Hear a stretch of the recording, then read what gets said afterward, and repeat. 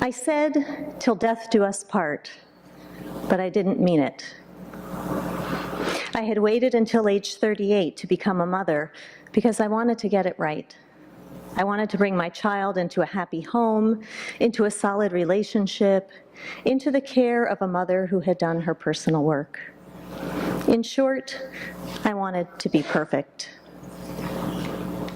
I planned to give birth at home so my son could enter the world naturally with minimal intervention. After the first 60 hours of labor, this plan took a rapid detour to the hospital, where he was cut immediately out of me. My marriage was maybe a little less excruciating and nearly as brief. I said, "Till death do us part," but what I meant was, "Till you leave me sobbing blood into the toilet while you study for your exam." 2 weeks before our son turned 2, my husband transitioned from sleeping in our garage to sleeping in his own apartment. A year later, we were divorced. I had failed at birth, failed at marriage. I was at the ground zero of self. But as it turned out, only a complete shipwreck could convince me that will alone cannot keep a bottomless ship afloat. And this was the beauty of divorce. I fell apart. And as my constructed self combusted, I became an empty pocket, peeled back skin, all raw and new and terribly exposed. And as it turned out, this was just what I needed. To let go of this idea I had invested a lifetime in proving that I was kind and generous and an accommodating person, and that this was what made me worthy of love. In the early days of my divorce process, I became a single, blue, clarifying flame of rage. This rage devoured a lifetime of destructive relationship choices in its funeral pyre. When the air cleared and the ground cooled, what was left, pure and polished, was my love for my son.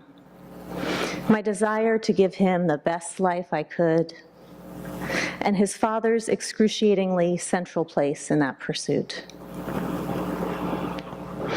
I couldn't manage to sleep through the night or speak my ex-husband's name politely or make it through a day without crying.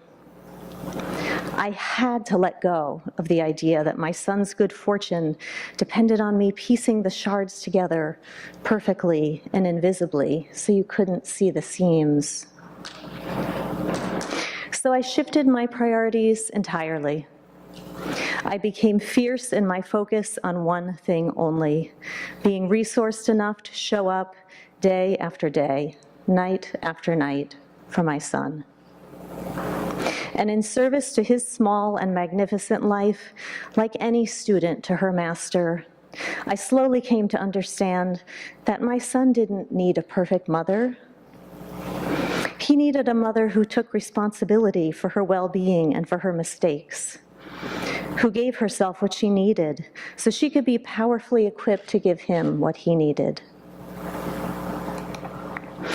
When the Japanese mend broken objects, they fill the cracks with gold to honor what has been broken. They celebrate the beauty that comes with damage. In co-parenting, I found my gold. Through my intensive, frequent exchanges with my co-parent about our small son, I discovered an authenticity I had not previously allowed myself. I didn't try to be nicer or more grateful than I actually was.